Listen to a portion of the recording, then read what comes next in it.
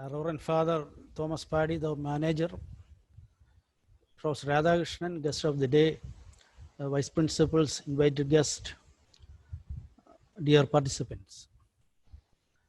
Good evening and hearty greetings from St. BERCHMANS Autonomous College, Chennai. It gives me great pleasure in addressing you all today.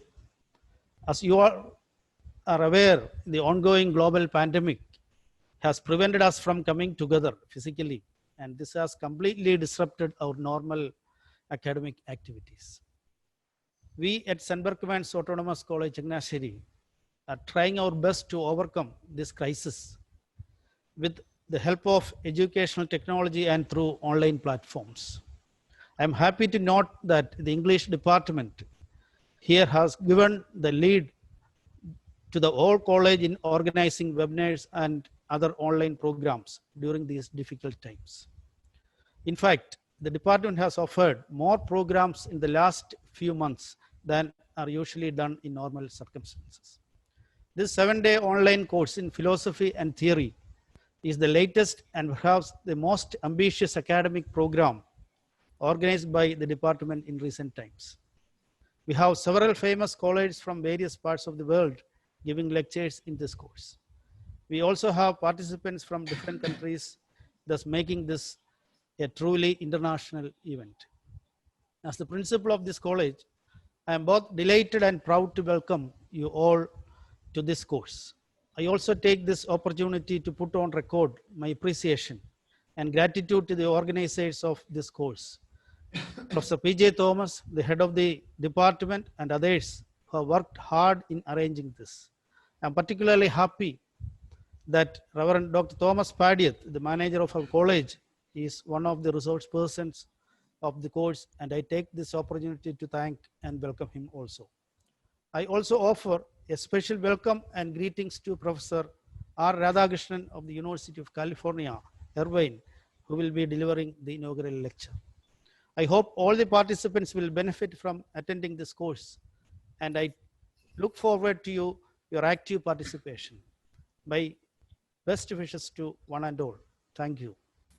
Hello, everyone. Hearty greetings to one and all. It gives me immense pleasure to introduce the chief guest of the evening, Professor Rajagopalan Radhakrishnan, or commonly known as R. Radhakrishnan, or Radha to his friends, is Chancellor's Professor of English and Comparative Literature at the University of California, Irvine. He has been teaching here since 2004, before which he was with the English department at the University of Massachusetts, Amherst, where he taught for about 2 decades. He is an important and highly respected scholar, an authority on philosophy and theory, a postcolonial critic, a theorist, and a wonderful teacher of literature. Professor Radhakrishnan is also affiliated with the Department of Gender and Sexuality Studies at the University of California, and is a co-member of the Department of African American Studies and the PhD program in Culture and Theory. He has a tremendous range of intellectual interests, and some of which include critical theory, post-coloniality, post-structuralism, postmodernism, cultural critique, nationalisms and diasporas, globalization, ethnicity and minority discourse, gender studies, and various forms of feminism. Now, coming to his works, his academic contributions, well, he has published more than 100 research essays and articles in some of the most reputed academic journals and edited collections. He has also authored several books, the most important ones being Diasporic Mediations, 1996. You can see the pictures there. Diasporic Mediations, 1996. Then Theory in an Uneven World. Here is my copy of the book. It's a wonderful book. Then Between Identity and Location, The Cultural Politics of Theory. Then History, the Human and the World Between. I love the dedication, Radha sir. You have dedicated this book to the city of Madras, which I am learning to address as Chennai. Then his latest book is a dictionary, Edward Said, the dictionary. And he has also edited significant critical anthologies such as Theory as Variation, then Transnational South Asians, The Making of a New Diaspora. He edited it with Susan Koshi. And then another important work is Theory After Derrida, Essays in Critical Praxis, which he co-edited with Professor Kailash Baral of FLO. Now, Professor Radhakrishnan is our neighbor. He hails from Tamil Nadu. He is a product of Chennai, or Madras, as he would call it, having been educated at two of the most prestigious colleges there. He did his BA in economics at Loyola College, and from there he went to Tambaram Madras Christian College to do his master's in English. He started his career at MCZ as an English teacher there. I think he taught there for about 6 years. And then he went to the United States to pursue his doctoral research.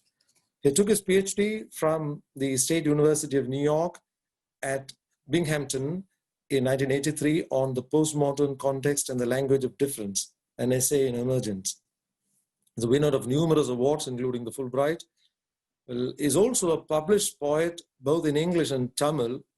I don't know if the participants are aware of this. He is a poet in Tamil. He's also an excellent translator.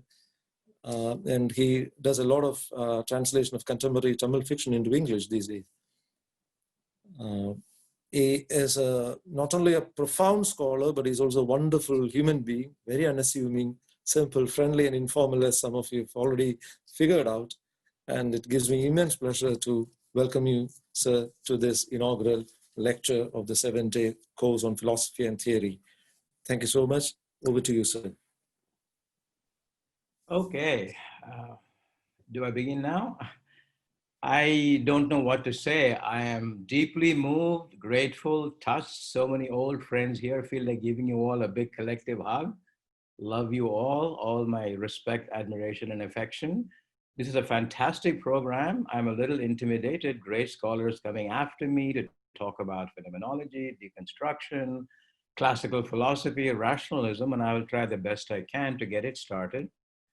But the most important thing I want to say to especially all the students over there, thank you for attending, and I dedicate this talk to students in the world over. It's been my privilege to have had amazing students year after year, from whom I keep learning all the time. They keep me honest, they keep me on my toes. This is dedicated to you. Want to thank, the college, want to thank Professor Sneha George, Dr. Sebastian, Father Parias, Vijay Matthew, George Joseph, Sneha George, and many other people, many of whom I do know, but I don't want to keep mentioning and forget any names. Many of us in the past have, sung together, sung Antakshari together, have had so much fun together. Remember all of that with intense gratitude and pleasure. Thank you all, very, very much indeed. And of course, a special thank you to my very dear and special friend, Dr. Thomas. Love you, man, and respect you so much. We go back many years, the many conversations we've had, and I really thank you for giving me the opportunity and for the many conversations we've had over the years. And I guess it is a kind of an ironic, poignant situation that because of the COVID, virtual events have proliferated. And I, for one, feel, when so many people are living under conditions of abject precarity, to be a professor, to have my salary guaranteed, to continue doing my job and thinking and writing is absolutely unconscionable. We'll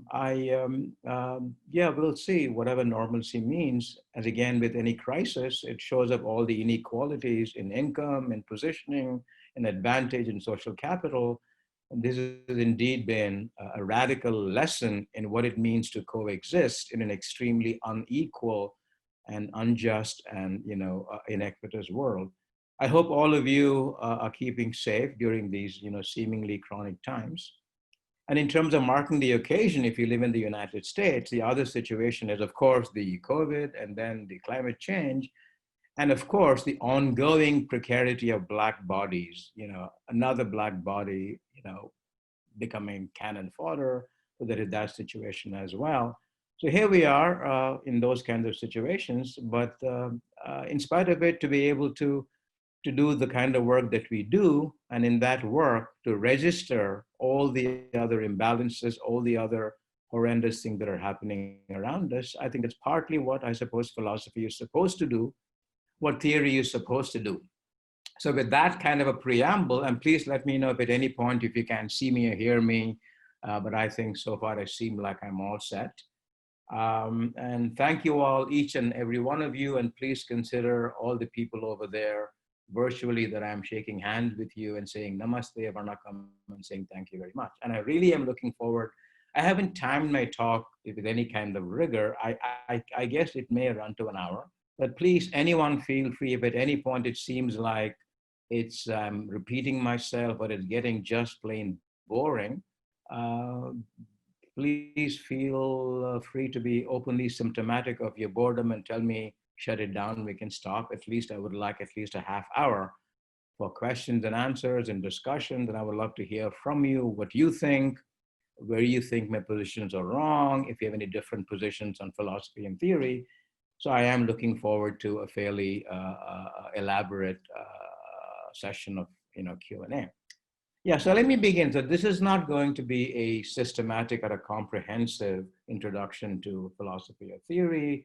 That's well beyond the scope of either me or within the hour. It's going to be in some sense idiosyncratic from my perspective, a strategic way of traveling with philosophy, traveling with theory, and sharing with you a few crises, challenges, interesting conjunctures, intersections that I have been part of in my own work as a theorist and a philosophical kind of thinker.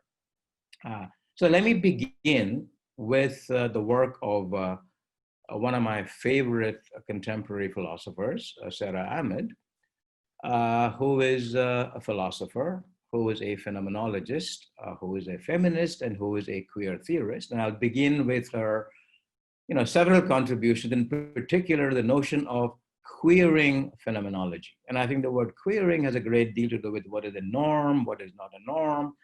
So what exactly is she trying to do? She is a philosopher, but she also is a feminist and a phenomenologist, and she's, a queer theorist.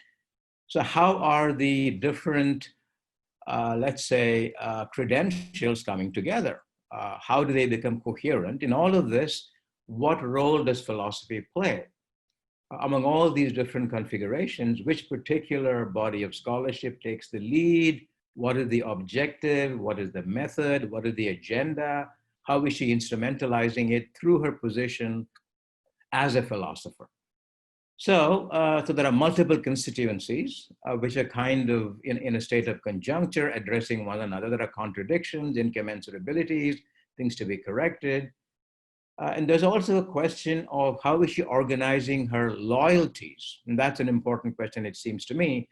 What are the different loves? And the word philosophy itself means love of wisdom. What does it mean to love? Does love mean to objectify? Does love mean to instrumentalize? Is love egotistical, altruistic, egological? And if there are different loves, is one love monogamous, adulterous? Is it a liaison? Which love comes first? If love means loyalty, are you loyal to the country first and then the party, or the party first? How is this whole thing mediated? How do you hierarchize? How do you kind of organize these different kinds of loves and desires? Are they concentric? Is there one big love with a capital L which subsumes all the other lowercase loves? So these become some of the interesting issues. And again, you might go maybe to Kant, the clash of faculties. In all of this, what role does philosophy play? Does it play a major role, a hegemonic role, a subaltern role, a minor role? Is it in control of the situation, or is it vulnerable as it enters into a combination with other knowledges? In that relationship, in that dialogic relationship, how does philosophy conduct itself? And in the name of what does philosophy do its job? So here she is, trying to queer phenomenology. The real question is, okay, she's a phenomenologist, so how can phenomenology remain both itself and at the same time accommodate the desires, the trajectories of feminism, of queer sexuality? So there is first the question of what is a norm and how do you queer it? In the act of queering it, Do you bring into birth a different norm, which is maybe normativized in a different way? Or do you question norms as such? So the interesting move that she makes is to queer phenomenology within itself. So the point that I'm trying to raise is if philosophy is a home unto itself, a home as in a home of thought, and then there is the world outside, the question always is, what is your discourse like within itself? I would think of that in the context of having an instrumentation panel that tells you too hot, too cold, the tank is too full, or the tank is not full. And then it tells you with reference to, I'm thinking of the Aeolian harp. So there is a gauge that tells you what your discourse is within itself, and then its relationship to the world outside. So she begins by saying, by querying phenomenology, it's a way of saying, I am doing phenomenology. I'm going back to the granddad of phenomenology, not Hegel, in this case, Husserl. I am going back, but in the act of addressing Husserl, I am querying phenomenology. And in other words, suggesting a different relationship within the phenomenology of itself to itself. As a result of that, if you do that, as a result of that, you can queer the world as well. So I want you to keep that in mind. Where does change begin? Philosophy is something in itself, but it also addresses the world. So where do you begin to make the change? What she does is the notion of a turn. So she begins in phenomenology a couple of important things. You know, if you go back to Husserl, the notion of givenness. I forget the German term for that right now. So something is given to you. So she is attempting, in a certain sense, to kind of bridge two registers: the ontological, to do with questions of being, and then the epistemological, questions of what does it mean to know. And there is also the question of the political, the ontological, the ontopolitical, the ontoepistemological, and then trying to see how, since each of these disciplines has its own particular domain of truth, which is constructed notion of temporality and historicity, how can I bring it all together? So there is, on the one hand, the notion of givenness, and she begins with the famous example of the table in Husserl, and clearly Husserl by himself, but by no means, let's say, a partisan political thinker, and phenomenology can be kind of, used in different ways. But there is, in a certain sense, that givenness. So I see Sarah Ahmed doing two kinds of epistemological interventions. One is in the true phenomenological tradition. You might want to maybe bring in Gelassenheit and letting be by way of Heidegger, to let things be, not to indulge in an act of epistemic invasion through human grammar, through human syntax, and colonize being. So that is the letting be. So givenness has to be honored as given in that sense of the ontological plane. But givenness can also mean patriarchy, the inevitability, the naturalization of racism, what Sylvia Wynter would call the coloniality of all being, what Afro-pessimists would call for the African Black body, there ain't no ontology, because that ontology has been constructed by a fundamental social debt. So at that level, givenness has to be intervened. So when givenness becomes a kind of a done deal, a kind of a fait accompli, so that is who you are by birth. You are a Dalit, you are an untouchable, you are a Black body, less than human. You are queer, you don't belong as a human being. You are less than a human being, your property as a human being. That is a different kind of givenness, where history becomes a done deal and you are made to be such and such. So at that level, there is every reason to quarrel with it. The other epistemology by way of Marx, among other people, to know things is not to interpret in a kind of a quiescent, benign manner, but it is to change things, transform it. And then the question always comes up, how do you transform it? Is it violent? Is it reformist, gradualist? Is it going to be through persuasion? Is the antagonism dialectic, non-dialectic? What kind of, is it a conflict? Is it a out and out you or me kind of antagonism? So that's where it seems to me she's kind of looking at her, okay, if I'm a phenomenologist, and she's not disavowing that position. Being that, how can I use phenomenology both as a domain in itself and as a point of entry into something else, which is outside of itself? So part of it is the imprimatur question, in the name of what do you think? Do you think in the name of your particular discipline, in the name of Berkman's College, in the name of UC Irvine, in the name of the nation state? And where do you position the imprimatur? Is it within your space, or do you kind of get beyond yourself?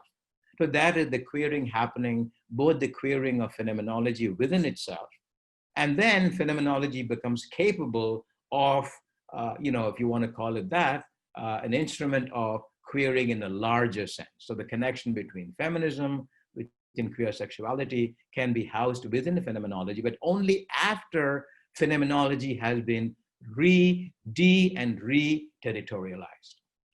And I think one of the interesting terms, of course, and the question here is this, and it's called, the notion of the turn and the word tropism. So when you turn in a certain way, you turn, we say the linguistic turn, the epistemological turn, the theological turn.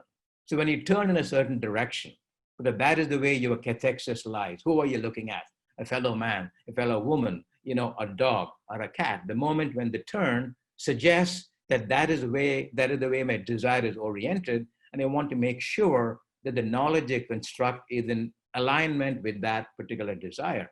But the real question is that turn prescriptive? It's like saying, if I am a gay person, should everybody be gay? If I'm a hetero person, should everybody be? So what am I saying in that turn? Is that turn hegemonic? Is it prescriptive? Is it didactic? Or is it non-judgmental? Is it polymorphous? So that, it seems to me, is what she's interested in. So is it a turn which lets other turns be, or is it necessarily a turn that says, having taken this turn becomes the turn of all turns? So, and she works, so I don't want to go too much with this. And she begins with the table in Husserl, and then around that, who is sitting at the table becomes a kind of a structural fait accompli, the father sitting here, but the mother sitting here, the son here, the daughter here. So the table becomes a kind of a structural given around which, you kind of reassign positions. So here there's a kind of an interesting, push and pull between, on the one hand, acknowledging a certain kind of givenness, and at the same time, doing something with it to change it. We can talk more about that a little later, maybe when we talk about what a critique does. So what, to what extent is a critique autonomous, or to use again, Marx again from the 18th Brumaire and Etienne Balibar's work, or is it always a kind of an inevitability that any change cannot be completely independent? There is always a built-in heteronomy, that no revolution comes with its own ex nihilo weapon of change. It always has to borrow from the bourgeoisie, the very structure from which you're trying to escape. So there is a tension between autonomy and heteronomy. So, okay, so here, having said that, let's see, what do I, okay. I'm thinking of the famous line in Shakespeare, Horatio to Hamlet, there are more things in heaven and earth than I dreamt of in your philosophy. So how finite is philosophy? And what can it talk about and what can it not talk about? So there is an interesting, not how recent Derrida has written so much, his wonderful essay on the animal that therefore I am. So here I'm trying to sort of get at what kind of truth claims does philosophy make?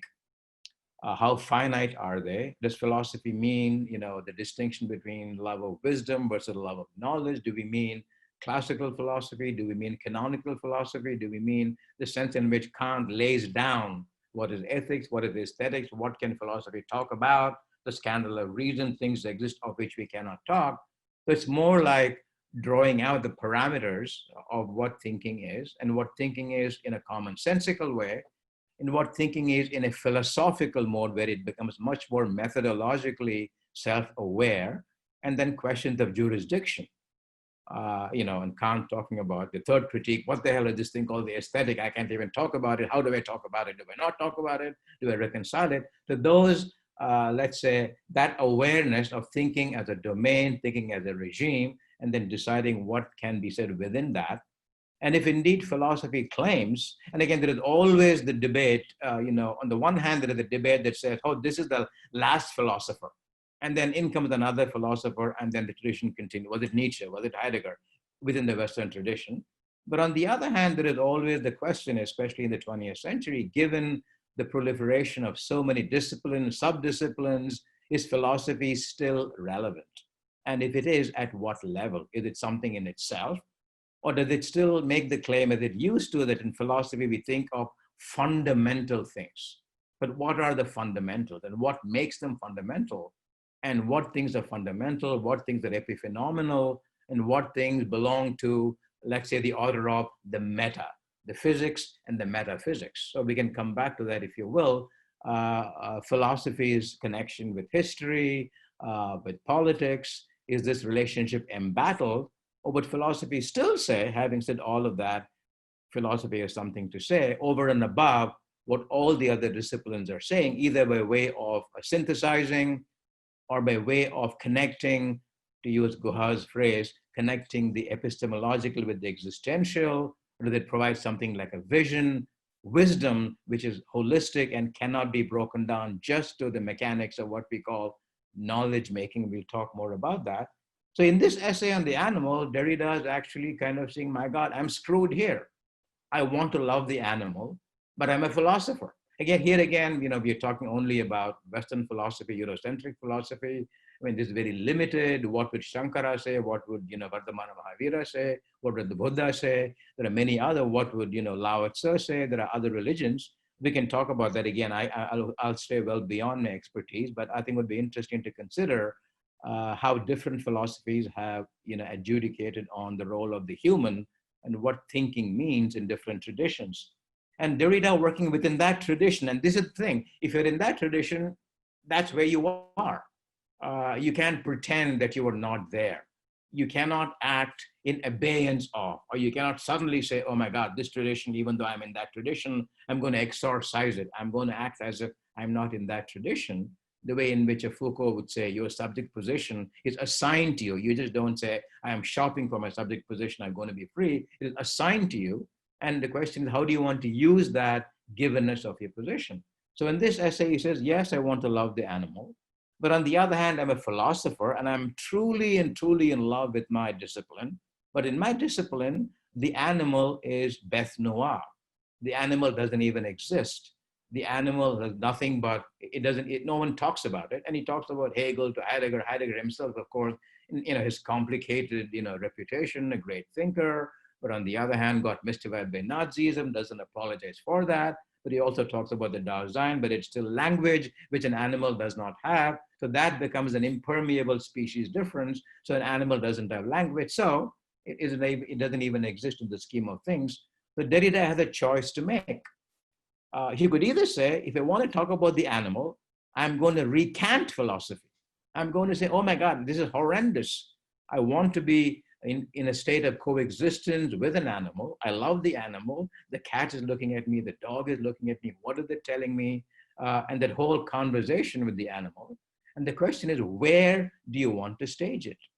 Would you say, if philosophy doesn't work, you could say, like people often do that, people who make changes in their lives, people who go to Wall Street and suddenly say, I hate this stuff. I'm going to become a social worker. This doesn't make sense anymore. My life has been a lie so far. I'm going to recant all of this and throw all of this, money business somewhere else. I'm going to become a complete social worker. You could do that. So I wanted to think about that. If philosophy is a way of kind of connecting thinking with being, what kind of contradictions exist? So for him, and he's trying the best he can to kind of manage both.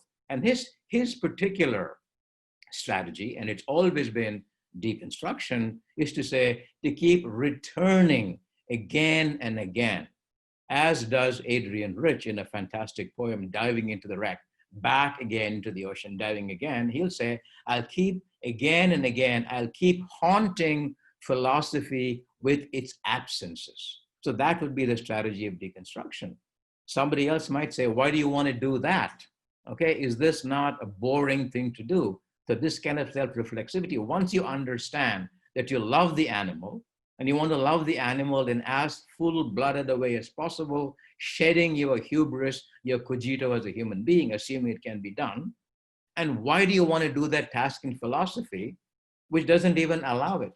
The only way you can do that is by deconstruction. So what is the charm Why are you fetishizing philosophy and saying, I want to keep returning and haunting, the absence, rather than do something else, do animal studies, or at least at that moment when you're talking about the animal, don't be a philosopher. You look for something else. So this is something, we can come back to, especially in the context of climate change, where something is happening, and it's beyond our comprehension. It is even beyond ontology, as Dipesh Chakrabarti would argue. We don't know what the heck is happening. What have we done after such knowledge? What forgiveness, as Eliot would say. And anytime someone talks about, climate climate change and Anthropocene, we are constrained to announce our location, to announce and delimit our subject position. I'm speaking as a historian. I'm speaking as a paleontologist regarding climate change. I'm speaking as a policy person. I'm speaking as a historian. I'm speaking as an object ontologist. All of it is a way of saying, when we say as, we are saying we are limiting, there is much to be said. And whatever is happening out there, it goes beyond our human capacity. Even the scale of it confounds our human intelligence. It's almost like the story, I think, attributed to Rumi and many other stories, the elephant in the room and blind men touching it, palpating it, one saying it looks like, one looks like it, is that kind of a situation. So the real issue is, how then do we evaluate the relevance of what we do in reference to something outside of us? What can be said within economics, what can be said within philosophy, what can be said within history in the sense of disciplinary normativity, and then to go on to ask, the only thing worth saying is what you cannot say. And then you enter into a kind of a relationship. So this is something, the distinction between a kind of an affirmative politics versus a deconstructive politics that takes your given position very seriously versus another that says, no, that kind of self-reflexivity can be, in some sense, counterproductive. Maybe here is the time to say something about self-reflexivity, which is something which people associate both with philosophy and with theory. The critique, the immanent critique, the transcendent critique. So what actually does a critique do? So if Socrates says, know thyself, what the heck does that mean? What does knowing yourself mean when yourself is both the cogito, the thinking machine, if you want to call it, but it also the self within the world?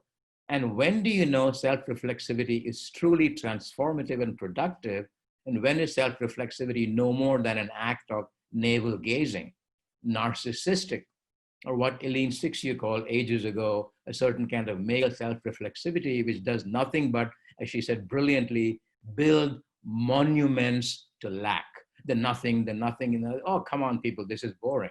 So the question is, when is self-reflexivity? If you are being self-reflexive, in the name of what are you being self-reflexive? You can either say and then say, that is all that we have. We cannot get beyond the humanist trap. We cannot get beyond anthropocentrism. The best thing we can do is to subject ourselves to a rigorous critique in a very fundamental kind of way, but it depends. And so, any experts can correct me if I'm wrong in this. There is a conversation between the great Buddha, and I think it's Sariputta or who it is. And here is this proud, disciple who thinks he has become, the greatest thinker ever, comes to, Buddha in a kind of a triumphalist, self-aggrandizing mode. Hey, Buddha, you know what? I have been studying the mind. And the Buddha said, hey, okay, fine. You've been studying the mind. What have you been studying the mind with? And I think Sariputta says, I have been studying the mind with the mind. And Buddha laughs. How stupid can you be? If you're studying the mind with the mind, you ain't going anywhere. Because all that the mind can do. So the question is, do you need to go beyond? So when is self-reflexivity? Do you say, wow, I'm studying the mind with the mind? Is that radical? Or is it another act of self-aggrandizement unless you're really sure in the name of what? The imprimatur in the name of which you're doing your thinking. And is that imperative? The need to think, whether to change the world or do something about it, is that contained within your discipline, or is it somewhere outside? So maybe, one of the interesting questions that comes up with theory and philosophy is, how elitist, is theory, how elitist is philosophy? What would the difference be between, shall we say, Emerson talks about it, and he's talking about it in a kind of a nostalgic way. He's kind of resisting professionalization, specialization, when he says, the thinking man becomes a thinker, the thinker becomes a philosopher, and then it becomes what Said would call a purely game of professionalism. So here are a couple of examples. So how do you wear your badge? So someone like and people have influenced me deeply. As a matter of fact, when I saw Said's picture in my Said dictionary, I was close to tears. Influenced me immensely and generations of people. And one of his interesting formulations was, having been a systematic, serious thinker in different traditions, having mastered theory, his answer is to think between culture and system. He is afraid of two kinds of orthodoxies, two kinds of, shall we say, exactions. One is an identity politics, thinking in terms of a Hindu, a Jew, a Christian, and doing just that. That becomes a kind of a kind of a monad, some kind of a silo. The other is a kind of a very card-carrying, I'm a Gramscian, I'm a Marxist, I'm a Foucauldian, I'm a Derridian, I'm a Lacanian, where your subject position, what you believe in, that almost becomes a kind of an identity. So what is the difference between saying, I'm a Sunni Muslim, I'm an Indian, I'm an Arab Palestinian, and I'm saying I'm a postmodernist, I'm a post-structuralist? Which of these designations is an identity marker along the lines of ontology, and which marks you as a certain kind of a thinker, and the relationship between ontology and epistemology? So if you say I'm a card-carrying Marxist, can you not think beyond that, back again to Hamlet and Horatio? But it depends. Whereas someone like Spivak, another senior friend and colleague from whom I've learned inordinately, she would go in the opposite direction, insist on saying, I will intervene in the world as best I can, but in the process, I will not shed these designs. I will call myself third world, subaltern, Marxist, deconstruction. So I will leave it at that. So at that level of theory and praxis, how do you decide what a choice is?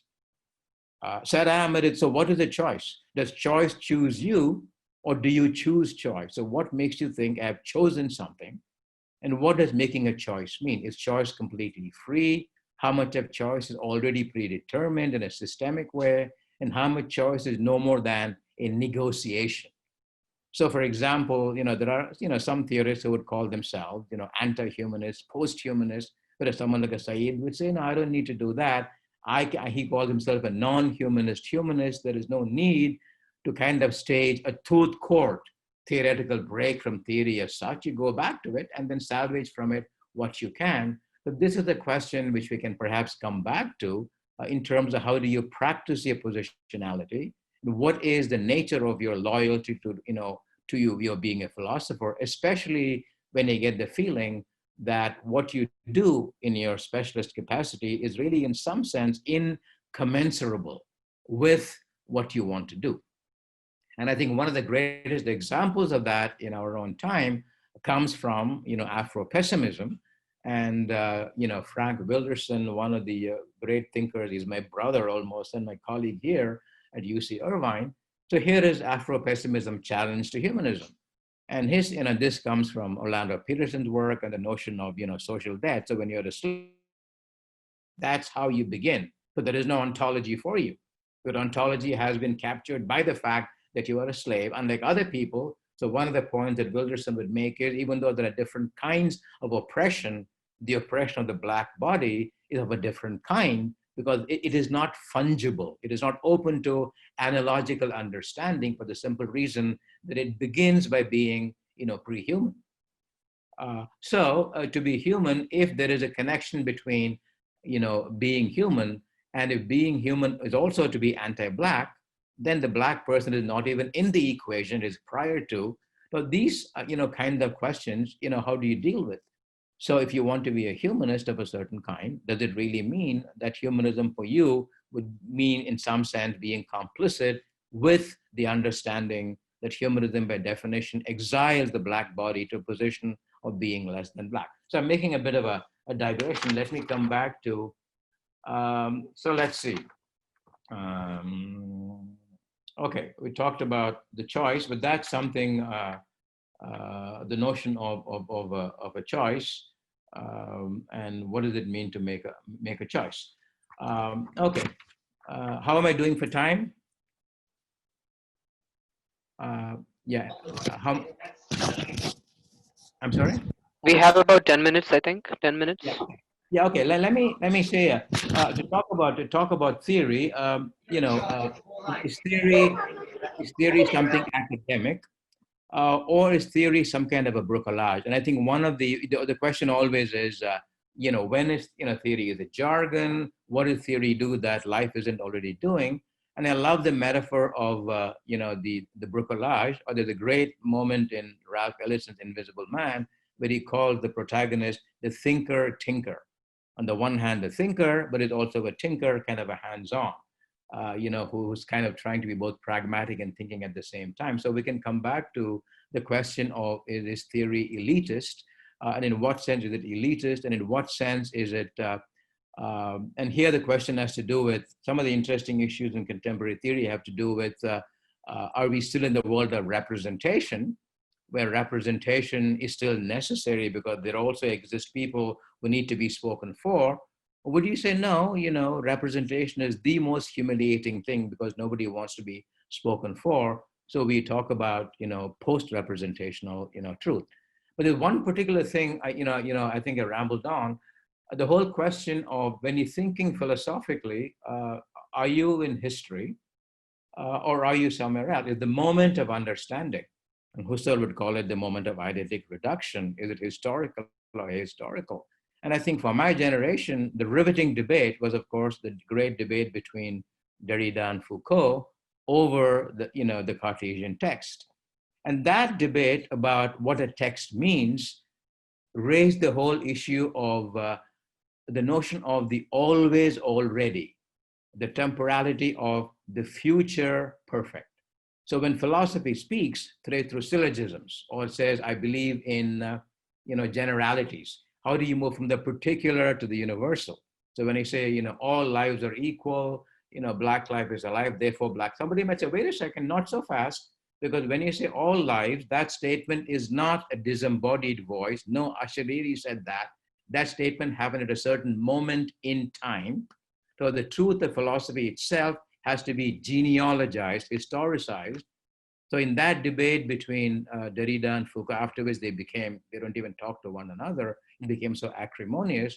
The question was, what exactly did Descartes say about the status of the mad person and the mad person's cogito, rather than someone who's in a state of dream, and the dream is still considered part of the rational mind, but there is the exiling of, the whole question was, at that moment in time, historically, Descartes was a philosopher. But as a philosopher, he said something. So is the truth of philosophy subject to historical finitude?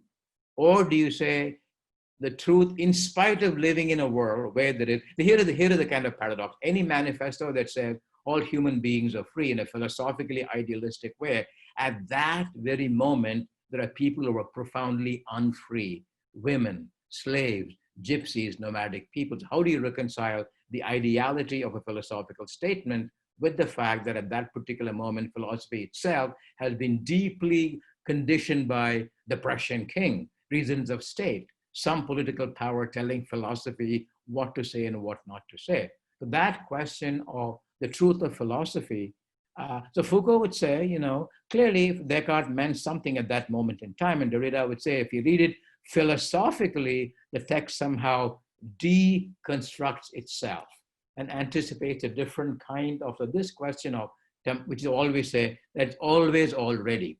So Foucault would say, well, this is philosophy.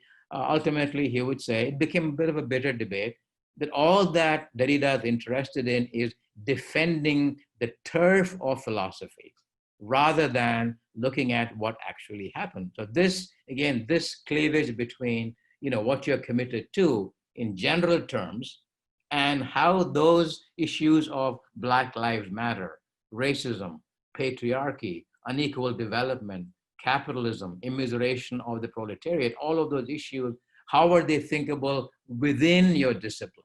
So it is that alignment, it seems to me, that is most important.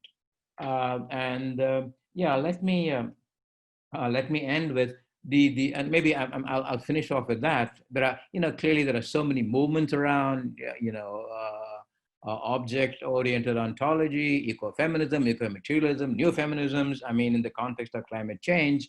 And one of the interesting issues, of course, has to do with intersectionalities.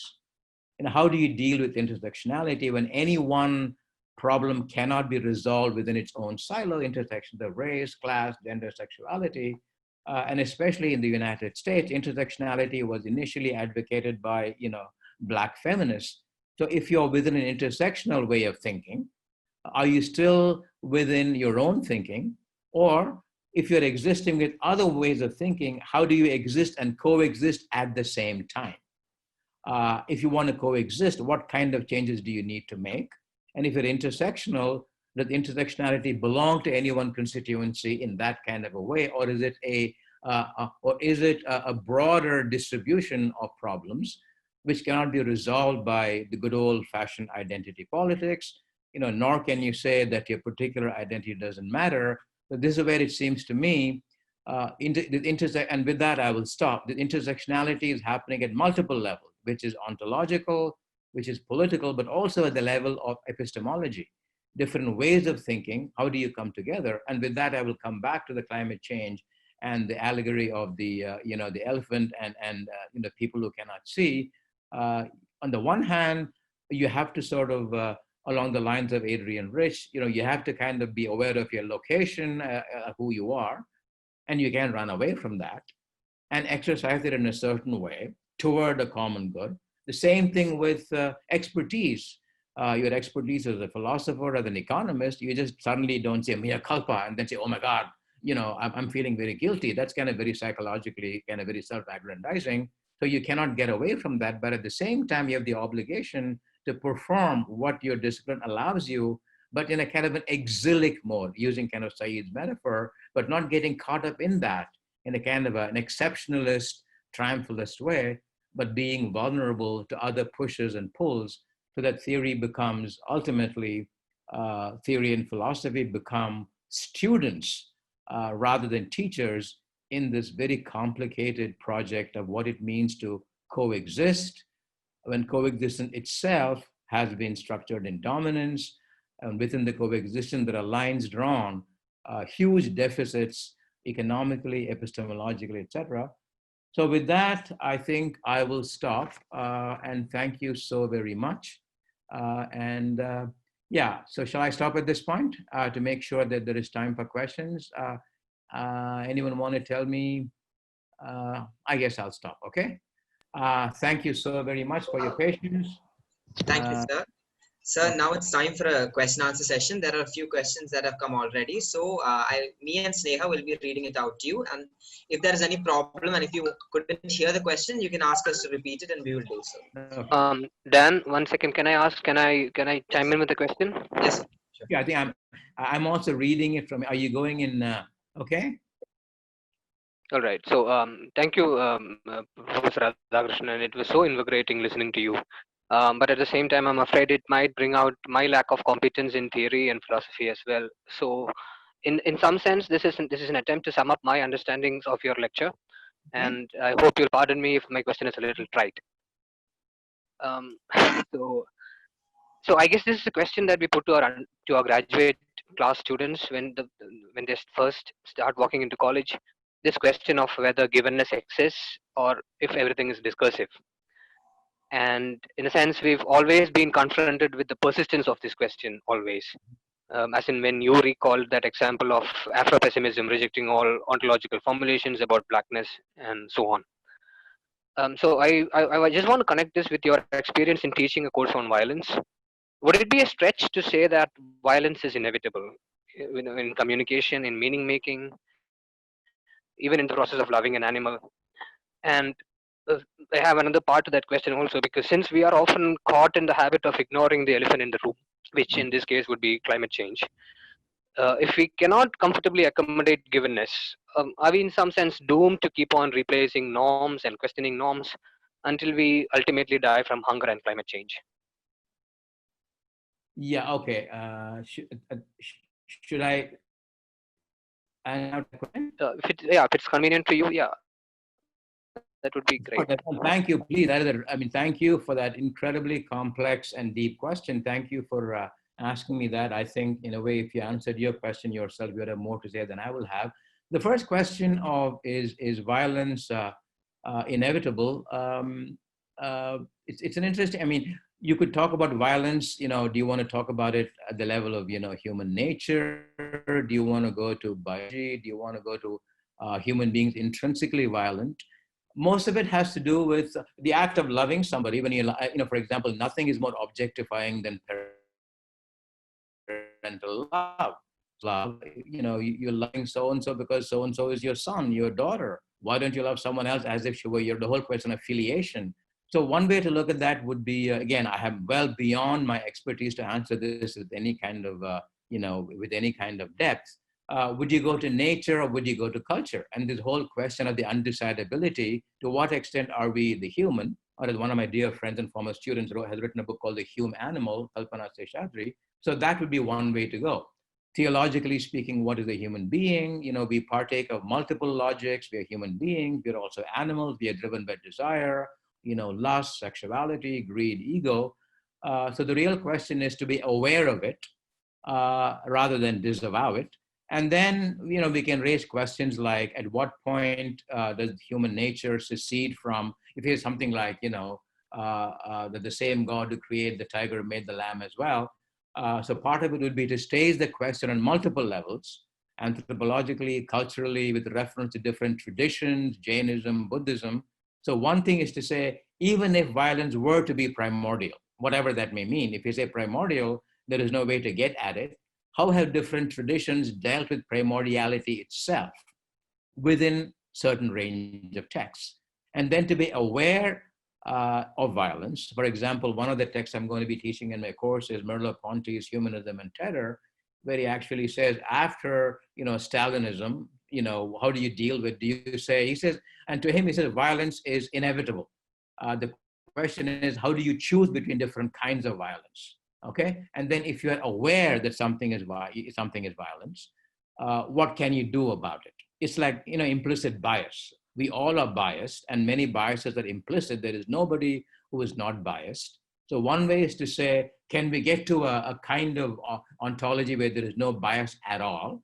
Or say, no, that is absolutely kind of utopian in the wrong sense of the term. We all are biased, and all that we can do, the best we can do is to do the best we can to make the bias as explicit as possible, thematize it, problematize it, give it a name in terms of bias with respect to color, gender, and then get over it through a process of education. But the other question of was it always there? Is it inevitable? Is it anthropological? Can we say by definition, is a human being lives for himself or herself or a collectivity? All that we have is a certain history, and that history tells you something, and then you pick and choose what to do about it. So that's where it seems to me, self-reflexivity in thinking about it gives you an option of awareness, and out of that awareness comes a possibility for action. And every action, I guess, it's never completely free. My sense of it is, if you think of an answer in terms of there being a symptom and then a remedy, it seems to me there is some sense in which you have to kind of stay with the symptom rather than think of the remedy as a panacea or as something that will conquer the symptom, but rather succumb to the fact, yes, there is a problem here, and always keep insisting that the complexity of the symptom should exceed the felicitous nature of the answer itself. So even as we are, it's like saying, physician, heal thyself. So in the act of just saying, I'm not being violent, in some sense, you are being violent. So at that point, I'm completely stumped. I mean, is even this way of talking, is that completely influenced by human grammar, binary thinking? Is there a way of thinking about this beyond what language will let you say? I have absolutely no idea. But I will end by saying the best way to do that would be to deal with violence both in a broadly universal manner, but within that, break it down to different traditions that have talked about it, rather than say one tradition, the Christian, the Sufi, the mystic, the secular, the Buddhist, the Jainist, and look for, at that moment, intersectional reading so that each tradition can learn both from itself but also learn from what some other thinker has said about the same topic, but in a different context, in a different history, in a different geopolitical situation, etc. So I don't know if I've answered your question, but the other question is, teaching a student. Yeah, let me stop. Does that kind of get at your question, or have I dodged your question? No, thank you so much. Yeah, that kind of, Thank you for that wonderful question. Thank you, sir. Sir, now there's a question from Dr. S. Ramanathan. Yes. He's asked, why do we need theory? Much dependence on theory intoxicates the aesthetic pleasure of literature. What do you think? This is a great question. Oh my God, I don't even know where to begin. The tension between, for example, literature as its own theory. I think the aesthetic, for me, the aesthetic and the political need to be thought through together.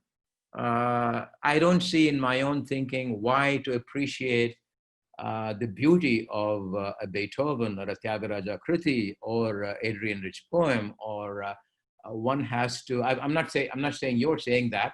What I'm beginning by saying is to say that in my mind that there is no problem in looking at the same text simultaneously as aesthetic and as political. So I'm going to the Walter Benjamin's famous statement that every document of civilization is equally a document of barbarism. The very same text that gives you pleasure also has its own problems. It is deeply colonial. So for me, it would not be one or the other, but really kind of see what the conditions were at that moment, what was allowed to be aesthetic, and in that becoming aesthetic, what sorts of political myopias were there, what kinds of blind spots that made it what it is.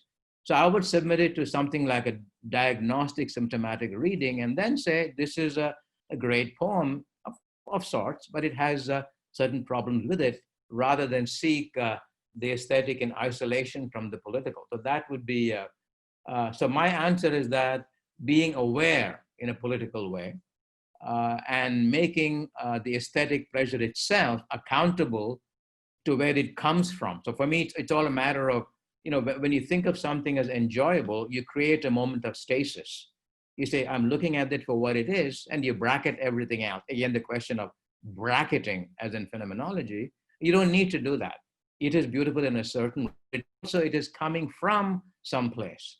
And when you say coming from, you are forced to simultaneously look at the aesthetic for what it is, but at the same time submit it to some kind of a genealogical interrogation. And I think the two things happening together, I think it's important, but you're absolutely right. But a certain kind of extremely punitive political reading can drive the aesthetic out completely, and that would be a great loss. And as to what theory, why do we need theory? It's a good question. There is no one who doesn't have a theory. Any kind of reading, you always read with a certain kind of a bias. You have a certain predisposition. No reading is in any way, there is no tabula rasa.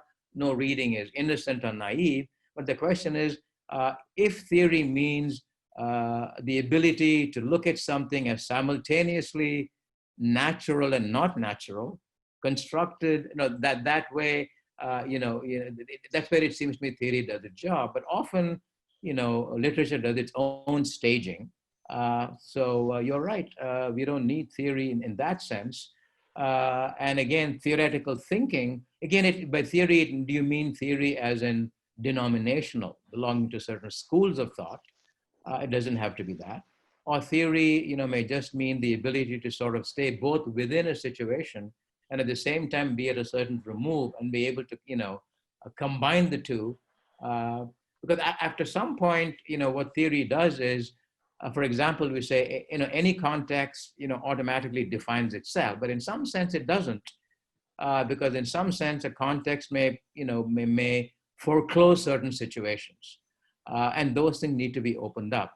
So theory would be a way of participating in any kind of an experience, both with a certain degree of spontaneity, and at the same time questioning the spontaneity only because when you're spontaneous, there are something that you may not quite look at.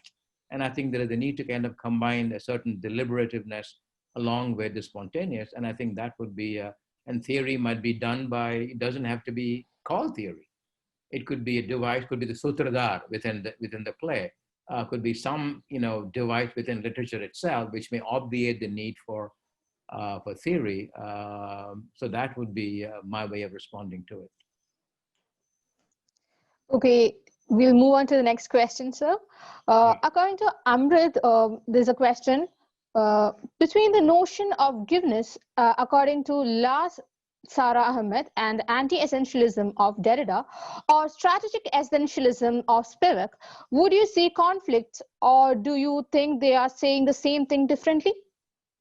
Well, I mean, it's an interesting. Yeah. Let me say two things. I mean, with strategic essentialism, I think the term was both used by Stephen Heath and by, of course, our own Gayatri Spivak. The real question is when it comes to strategic essentialism. So when you do something, and I'll give you a short answer, and then maybe we can take it up later on. So what exactly is a strategy? So if there's something called a non-strategic essentialism and then a strategic essentialism. So if you're doing something for the sake of strategy, are you really functioning on two different levels? On one level, you don't really believe in essentialism. You think essentialism is epistemologically not defensible, and yet you need it in a strategic way. Because if you didn't do that, you would not win. So it's almost like that you believe in. Then the question comes up, what is a strategy? Right? And then the relationship between the strategy and the person using the strategy. So would you say that you're using the strategy and at some point you will get rid of it? At some point you might say, look, I really don't believe in something called an identity, but at this particular moment, I happen to be a minority. If I don't do that, I will not succeed, purely for the sake of being successful at the elections or kind of empowering myself. Politically speaking, I am going to downplay my epistemology and tone it down and make my epistemology, which is absolutely radically anti-essentialism. A good example here is Said vis-a-vis nationalism. And by definition, Said loathes nationalism, has nothing good to say about it. And yet he's in a situation where the only people in the world, the Palestinians, do not have a nation state. So how do you take a position towards nationalism? Do you just say in a theoretical way, oh my God, all nationalisms are bad? You can't quite say that. I mean, it seems a great thing to say, but in actuality, what about the Palestinians? So that's where it seems to me strategy occupies a strange position between a certain desire to be theoretically pure, uncontaminated, non-complicit, and the actual world where things are happening, where a different kind of thinking seems to be needed, right? So then the question then becomes, if you're strategic, at some point, will the strategy consume you? So what makes you think the relationship between the strategy and the user of the strategy? Are you absolutely sure that at some point you'll be able to say, hey, we have achieved my objective, whatever the objective might be in terms of political empowerment. At this particular point, I don't need the strategy anymore. I'm throwing it away. Or would the opposite happen? Would the strategy become so much you that you will not be able to separate yourself from the strategy? So that, it seems to me, I'll leave it at that. But the interesting question to ask would be, for me, in the context of this talk, is philosophy itself not strategy? We can then kick it up a notch and talk about reason, pure reason, practical reason, instrumental reason versus the critique of instrumentality as in the Adorno school. So that's where strategy is. So that would be my answer to strategic essentialism. And as for givenness, I think in Sarah Ahmed's work, and again, I'm sure there are people there who know phenomenology much better than I do. So the whole, for example, in Husserl, intentionality, he thinks of it in two ways. One is the world has already been intended and be a part of that world. Okay, and in that sense, that intentionality, when you ask questions like, what does an earthquake mean? What does the tsunami mean? What does the world mean? So we're already scripted into that. So that givenness would be ontological. And then the other givenness would be, as in Sarah Ahmed, there is the givenness of the table. The table marks a certain familial space, domesticity, who is the head of the whatever. So at that moment, the table partakes of, on the one hand, made of wood, but it also a table marking a certain moment of familial sovereignty, etc. And then what do I do with it? Do I change it? And then if I change it, where is my change coming from? In the act of changing, have I created a new paradigm shift? Or am I working with the givenness and queering it? And the whole politics around the queer movement. Is it queer or is it queering? If it's queering, it's an ongoing queering of whatever a norm is. And the norms keep coming and going and you keep queering them. And I think Foucault talks about it, a norm and a transgression. This each constituting the other goes on and on and on without any kind of a final eschatological resolution, et cetera, it seems to me. So that would be my answer, that even if one were an essentialist, that essence itself, you could either say is a constructed essence, and there really is nothing called a pure essence, whatever that may mean, but that would depend on if your thinking is, materialist or metaphysical or mystical, secular or religious. So if it is something like Jivatma, Paramatma, are we talking about, are these, are these primordial, or are they themselves even, something like Advaita? Is it already a construct? Or do you say at a certain moment the construct really means nothing, but what we really are talking about is something that is beyond any kind of an anthropocentric ability to think through? Thank you, sir. So there's a two-part question from Girish C. The first part is, does the idea of beyondness you talk about to deregulate the identity markers lead to metaphysical idealities? The second part, shall I read the second part? Okay. Yeah, please. How do you view the catachresis of philosophy and theory in such affirmative politics of identity? Okay, the first question is the beyond. It's interesting. I want to connect it. When I was in grad school, the whole, I was on the one hand dealing with Heidegger and then on Derrida, and my generation trying to decide which of the two thinkers within that tradition. Clearly, there are many other traditions, that talk about that. You can go to Advaita, Vasishtha Advaita, Madhva. You can go to the Buddha, notions of, nothingness and shunyat, etc. But within this tradition, again, we are constricted. What do you do with the beyond? Does the beyond necessarily mean that you have to become religious, spiritual, or religiosity without religion?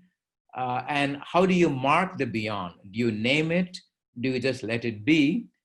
Would it be a kind of a negative theology? Would it be a way of admitting the limitations of reason? And if you do that, what is left for you beyond that?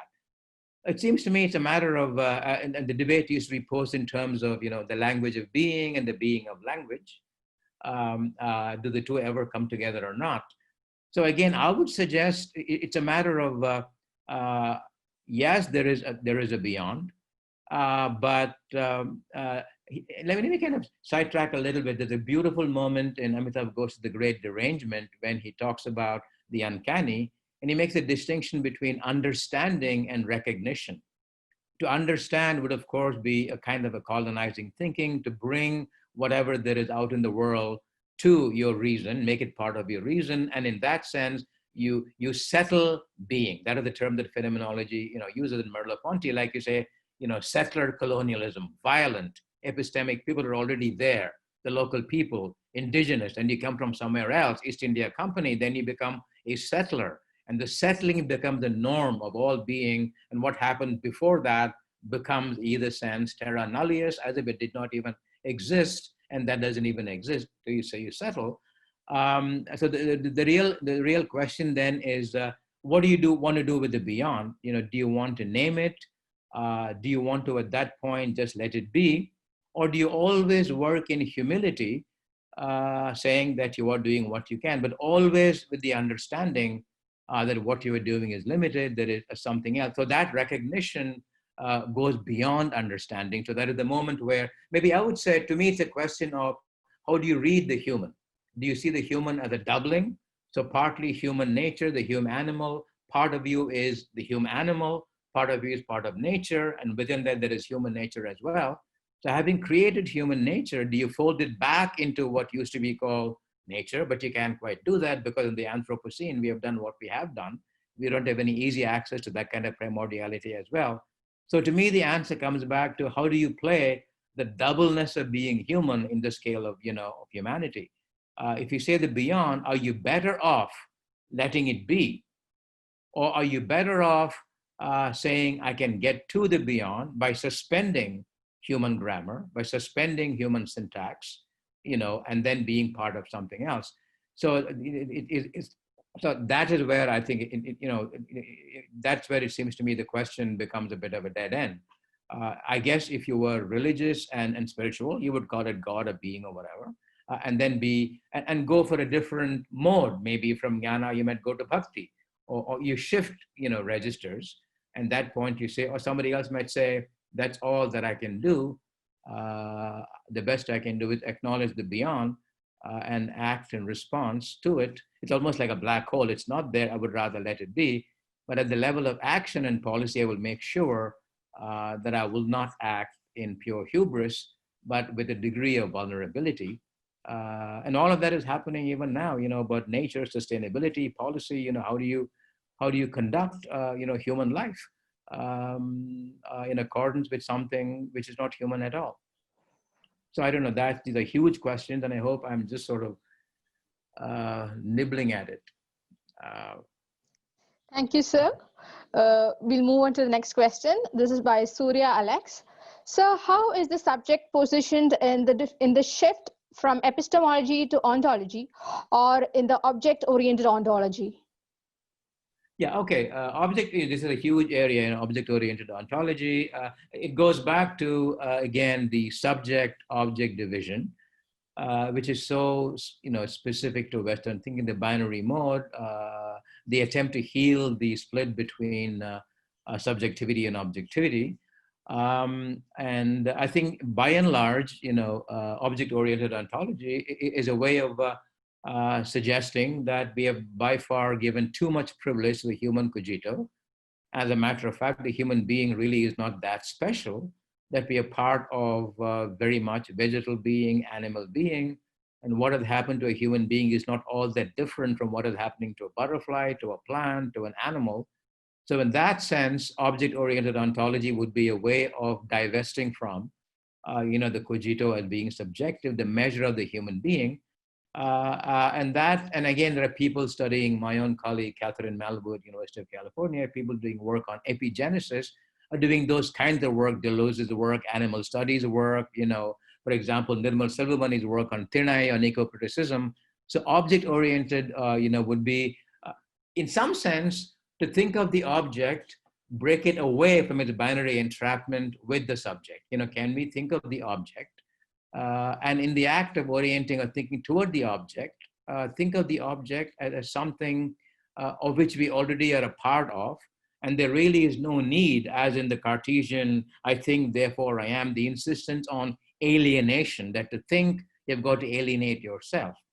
Or if you read someone's work like Denise de Silva, who's talking about the ways in which all of us have been engulfed in Western reason, where there has been the desire to be autonomous, autonomy of thinking, autonomy of the cogito. Why would you want to be autonomous? Out of autonomy comes grief. Out of autonomy comes loss of connectivity. Out of autonomy comes lack of relationality. So outside of that, so the easiest way to sum up for me would be object-oriented ontology is a way of thinking of reality as out there. And at the same time, we are in it as well.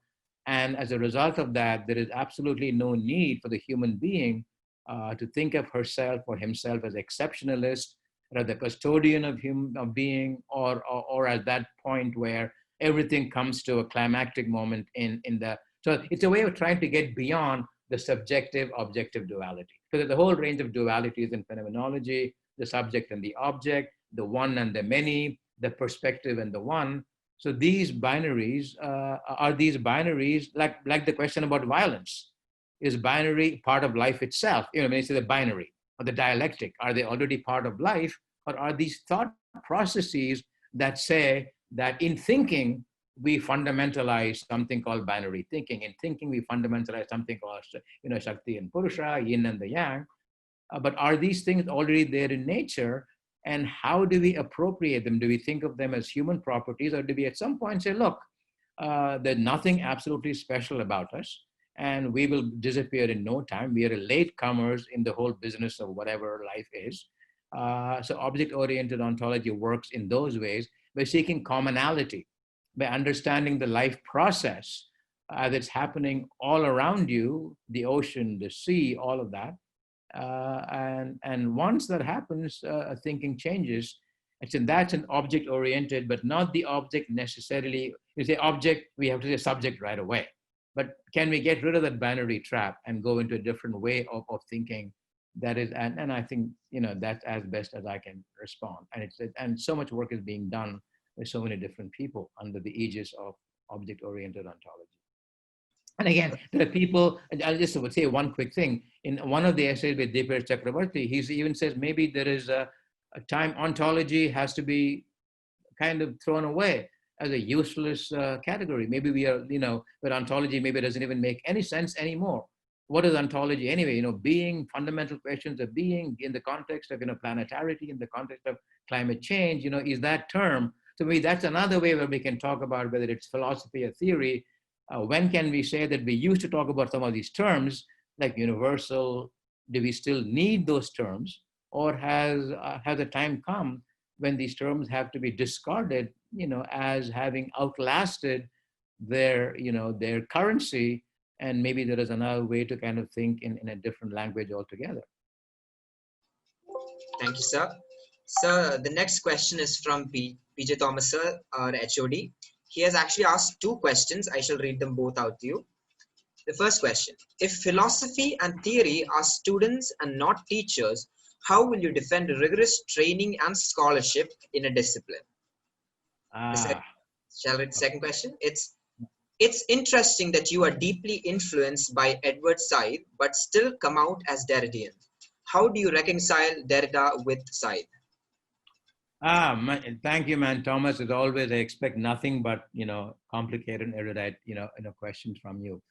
Okay, I think to be simultaneously, I think we are all, teachers, professionally speaking, but I think as teachers, we also were students. So one way is to kind of deconstruct that distinction between, teacher and clearly, in some sense, the teacher, there are some things you can teach because you've been in the field, you have studied certain things. You cannot say, I'm not going to teach. Even if you said, I'm not going to teach, it's a kind of teaching. It's like the Pink Floyd song, we don't need no education, we don't need no thought control. But even in that song, there is a lead voice. The teacher says, and then the students follow. So even the most anti-pedagogical teacher, the most Lacanian, maybe even Dakshinamurti, silence is, even there, you are still teaching. So I think you're absolutely right. There is no way we can say we are not teaching. We are teachers and we do teach. To say that we don't teach would be an act of complete dishonesty, would be disingenuous. But the question is what we mean, by teaching. There's a great moment think of different kinds of dialogues. This famous Socratic dialogue, which we think is open-ended, which absolutely it's not open-ended. There is a great passage in the Meno dialogue where, Meno asks Socrates, hey, Socrates, how do you know all of this? And Socrates says, haha, I won't give you that secret.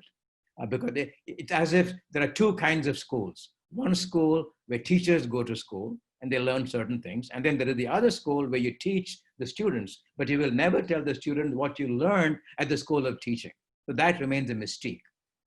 So in the conversation, for example, between the rhetor and Socrates, where Socrates demystifies and tells the other guy, oh my God, you really are repeating what happened to the gods. You are theatrical, you're performing, you don't even know, you're fully moved by, and you really have, all that you have is empathy, you don't have a theory. But somebody might have said, why not have affect as the basis for thinking? So in that conversation, the whole thing is a carefully constructed monologue where you get the feeling that Socrates is letting you be free, but certain basic questions cannot be they become so axiomatic, they cannot be questioned. You could easily say, you can have a different kind of pedagogy, maybe of the oppressed, pedagogy which is visceral, pedagogy of affect, pedagogy of the performative, or a hybrid pedagogy where you both think and then you act. So the fact that you're just moved by something and you're acting it out doesn't necessarily make you mad or make you crazy.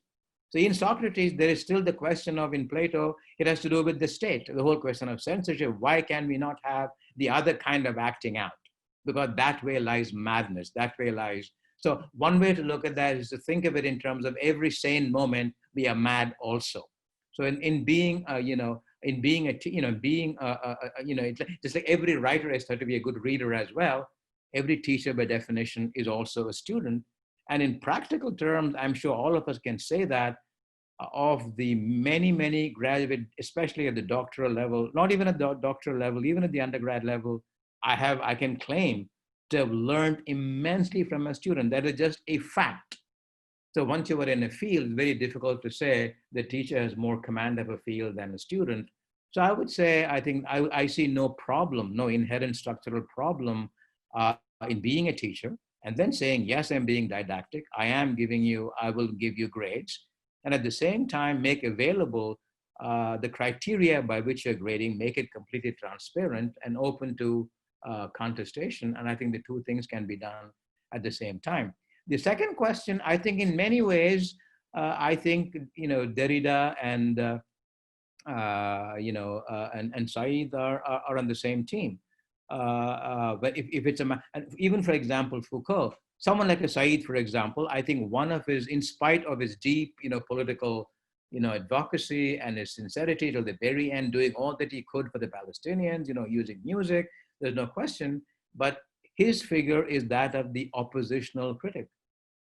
He wrote as many scathing critiques of Arafat and of Palestinian Authority as he did of Zionism at the leader of Israel. So if you think of it as in the dispensation between saying yes and saying no, wanting to belong versus wanting to be a critic, wanting to affirm versus being an eternally oppositional consciousness, clearly Said was, latter is what mattered to him, the oppositionality, the ongoing desire not to belong. So even if when he writes about exile, of course he says, who wants to be an exile? People are, don't make the mistake of allegorizing the exilic, but in spite of that, in spite of the fact that people need homes, nation states are important, even though theoretically we can think post-national, we still are living in the world of sovereignty, of nation states. Let us never forget that. So and I think what makes Said to me so important is he's truly living in the symptom. Without in any way sanitizing the symptom in the name of theory. So all action is complicit and you take responsibility for that. But at the same time, the same urge in Derrida to deconstruct, which means, you keep it going, never arriving at home. Now the same logic animates Said's, the Palestinian home shouldn't just be a Palestinian home. Even if it is nationalism, it has to be a completely different kind of nationalism. But at the same time, he says, because I want to do that, I don't want to call myself a post-humanist, because that becomes too radical. So which is why he says, there is no need to have a tooth court dismissal of humanism to do what you want to do. That humanism can be rectified in the name of humanism itself, rather than you're wanting to become a post-humanist. So both of them, an interesting way, they're dwelling in that ruptural moment where there is no harmony between what you want to do in ideal terms and what the world allows you to do in the world of actuality. The difference, of course, is, Derrida is a philosopher. And for example, there's a great moment in Said when he says, yeah, I have read Heidegger on humanism. Don't you, I'm not an idiot. I'm fully erudite. I know all that stuff, but I don't want to go there. Because he will not ontologize. He may mean certain things which have the same effect. He may be talking about the same thing, but he doesn't want to quite use that language. And his fear is once you start using that language will become a trap.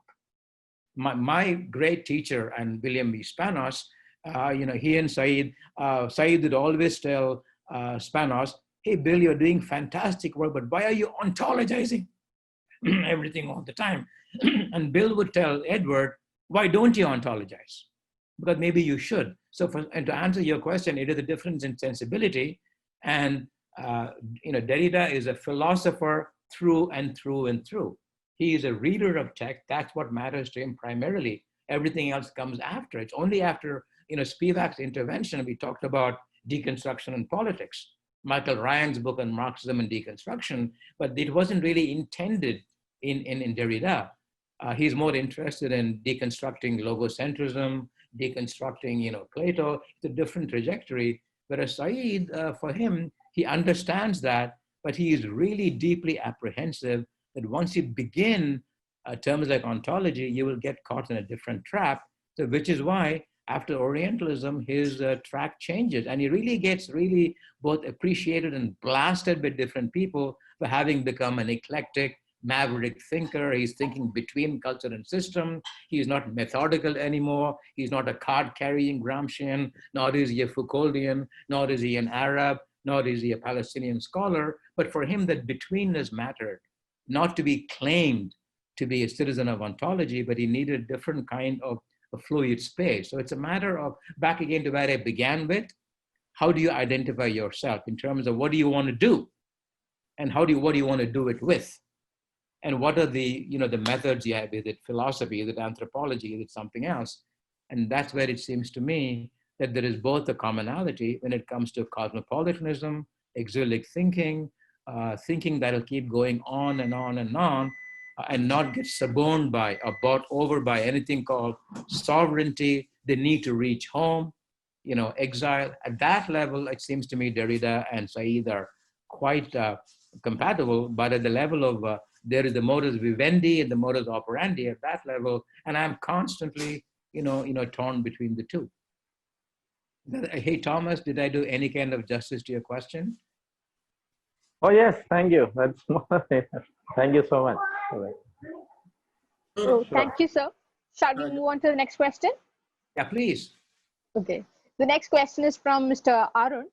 The question is, having criticizing Socrates and his irony, and thus claiming it as a negative, how do you see Kierkegaard's act of following the same tradition in his own further works as philosophical fragments or preface? Can you see the first part again? I lost you. Can you begin the second? Yeah, sure. I'm sorry. Could you repeat yourself?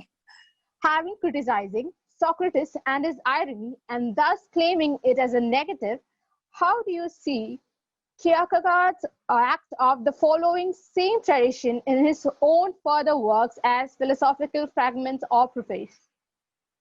Okay. Yeah, I think, okay, oh my God, with Kierkegaard, okay, so you want to talk about connection between Kierkegaard and Socrates? Yeah. Okay, well, that's, okay. I'm just trying to see, okay, the first, tell me again, I'm sure, see if I'm making the connection. The first question is, is there a denial of subjectivity when you start thinking? When you say know thyself, how do you draw something called the ratio, the ratiocination between reason and the real? Is all, if going to Hegel, is all that is real, is it reasonable? Or has there something called the real, has it to be subjected to something called reason? So in the act of knowing thyself, what are you leaving out? And I would see someone like a Kierkegaard as the ultimate champion of subjectivity, as he rails both against Hegel and again, then a kind of a thinking machine. So that would be one way to go. The other way to go, of course, would be with reference to the ways in which you acknowledge the finitude of reason. Do you take the leap of faith? And again, Kierkegaard himself, of course, is theologically oriented. So there, the question would be the connection between an interesting figure you might want to interpose here is someone like a Spinoza. So how do you move from questions like reason, belief, truth, the gods, the connection between the theological and the political? What is the state like? And if it's the state, how does the state partake of a sovereignty which is simultaneously of the world, but also resembles that of the Messiah or of God? So theology, so those connections, kind of become important.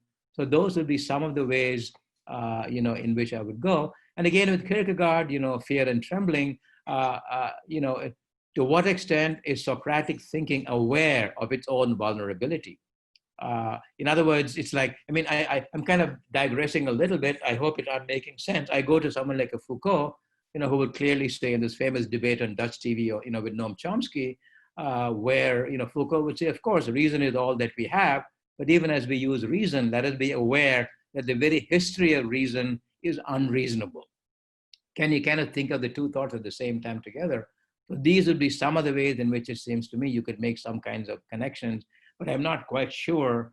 Most of it would have to do with with subjectivity, and how do you honor subjectivity within a scheme of thinking? Would it be faith? Would it be a political dispensation? Would it be a theological dispensation? Would it be the night of faith?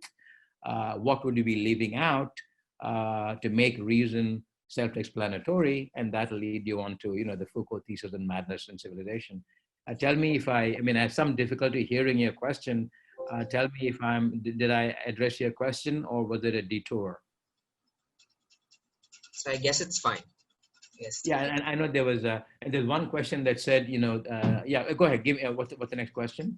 Sir, the thing is, it is past 8:30. However, we would like to continue for 15 more minutes since there are lots of wonderful questions. Is that okay with you, sir? Yeah. By the way, let me. I'm honestly, I leave it. You are the boss. I'm happy to go on for as long as you would like. I would, as far as I'm concerned, no worries at all. After all, what is time, right? So you say stop whenever you think you need to, okay? Thank you, sir. Sir, this question is from Saloni Mirchandani. Okay. She has asked, it's quite a long question. It can be brought to attention that Jacques Derrida himself, whose discursive lectures and essays lay the foundations of deconstruction that in turn becomes instrumental for the discourse of post-colonialism, is notorious for shrouding himself in the garb of complicated language, and he plays with language itself, something that is so involved in talking about the subalterns, and language as an instrument gets consumed by seemingly elitist use of language. How does one overcome that? Okay, well, it's a thank you for that question. It's a multi-layered question. One has to do with first question in Derrida's own work. He's a philosopher, and really it wasn't until I would say, and anyone there might correct me if I'm wrong, the two Michael Ryan's book on Marxism and deconstruction, and of course Gayatri Spivak's intervention into deconstruction. Those are the moments where deconstruction became political. In other words, there was nothing inherently political in Derrida's work, which was the act of reading philosophy against itself. So what is he doing in his own terms? He is just a reader of texts. Time and again, he will say, I'm just reading. The real question is, and he would say, reading itself can become a politics of its own, depending on how you read. Do you read in a kind of an acquiescent, apostolic way, or do you read in a kind of a transgressive way? But you still are reading within a very specified context. The first thing is to say that Derrida, there is absolutely no need to universalize him. He is a thinker within a certain tradition. And that tradition happens to be the tradition of Western, logocentric tradition, beginning with Plato and the pre-Socratics. So he is working in that tradition. So as a philosopher, he is using the language of philosophy. People taken Derrida in different directions: post-coloniality, subalternity, deconstruction and Latin America, deconstruction political thought. So Derrida's own work is necessarily philosophical and partakes of all the complexity, it seems to me, of philosophical thinking. So that's one way to talk about it. The second question has to do with what I began with. What does simplicity mean? So when you look at the level of language itself, there are two ways of looking at it. One way to look at it is to say language is supposed to be simple and easy. But what happens when language itself becomes the object of analysis? Suddenly, language takes on a peculiar density, a peculiar opacity. So rather than trust language, the language itself can be a trap. So part of what happens, it seems to me, is, take, for example, the way in which, let's say, all of us use language all the time to talk, to express ourselves. You could be an engineer, a doctor, a philosopher, an entrepreneur, you could be anyone at all. And then there is somebody called a student of literature. The moment you become a student of literature, are you looking at language in a different way? It is still the same language. You read a book, you cry with it, you laugh with it, you're still moved by it, but you talk about syntax, semantics, phonology, phonetics, the message and the medium itself. So that is the moment where you give to language a different kind of attention, a second order meta attention. You might say, why do you want to do that? After all, people have even said, why even have something called literary theory? After all, everybody reads.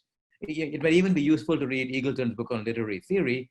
So if you say, how much is language worth when you pay attention to it, philosophical language, literary language. So once you think it is worthy of an attention, you bring on to it a second order complexity.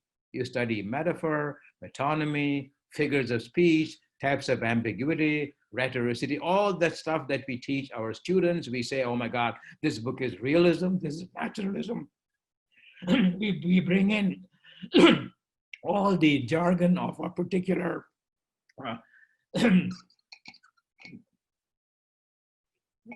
the question you're asking is, when does it become rampant? One way is to say, can we not philosophize without any of these terms? I don't think you can. It's one thing to say, don't be obscurantist, don't try to obfuscate people by jargon. I think I'm completely against it. But if after a point you enter a discipline, then, it's like saying, I don't know what a syllogism is. I don't know what an enthymeme is, but I still think right. But if you're a logician, you're supposed to know these. You don't know them, it's like grammar. So that becomes the other question in terms of how loyal do you need to be? If you write a dissertation, you write in a certain way, and that isn't possible. You can't dodge those rules. That's one way to answer the question, it seems to me. There was some other question about complexity, but that's a very, once you start studying a medium, it depends on when you think complexity is completely gratuitous, and when you think complexity makes it enjoyment even more. Oh my God, you don't need to know what raga that is, what tala that is, or you don't need to know if it's a contrapuntal thing going on. You don't need to. The music already moves you. But if on the other hand, if you happen to be a musicologist, a musical theorist, you kind of break it down. So is it really necessary, and when is it completely beside the point? When somebody says, hey, you don't need to tell me that was a contrapuntal moment, I got it already in my hearing. But that's a much more complicated question, but which again goes back to what I began with, which is how do you fine tune your particular language? And when is the fine tuning completely, really kind of precious and narcissistic? Or when do you say, no, I need the fine tuning because something is happening in the world out there, the Aeolian harp. Oh my God, some sound, I didn't get that sound. What the hell was that sound? I don't know how to describe it. I heard it, but something in you wants you to describe it in terms of tonality or atonality. And if you get into that realm, then unavoidably you have to use certain kinds of terms. And that I think is an ongoing dialectic between, you might want to call it the la langue and the la parole, the grammar of the language versus its actual usage. So that would be, but it's true, Derrida's writing is, at least in his own, he always has said he's a philosopher. And even when he writes about, he has his own way of writing. Even when he talks about Marx, it is Derrida doing his own kind of etymology, doing his own kind of reading, going all the way back to the earlier texts. And it is within that tradition that he seems to make sense. So that's what so if you're a philosopher, do you want to be read by, who do you want to be read by? Do you want to be read by fellow philosophers, or do you want to be read by everybody? Or do you want to be read, how do you pitch I always remember Saeed's advice to me. He said, rather you love theory, which is okay, but at the same time, please keep writing for multiple audiences. You don't get stuck with just one audience as the main thing, because that way you really are provincializing yourself, or you're becoming an automatized slave to a certain way of talking, and that limits you. And why would you want to limit yourself? And the world is so protean and rich and heterogeneous. I think one of the questions asked me at some point, so do you want me to repeat the last part of that question? Yeah. I think it's Derrida is notorious for shrouding himself in the garb of complicated language, and he plays with the language itself. Something that is so involved in talking about the subalterns, and language as an instrument gets consumed by seemingly elitist use of language. How does one overcome? Okay, now I think I really, again, the question, people here can correct me if I'm wrong. I don't think Derrida is talking about the subaltern at all.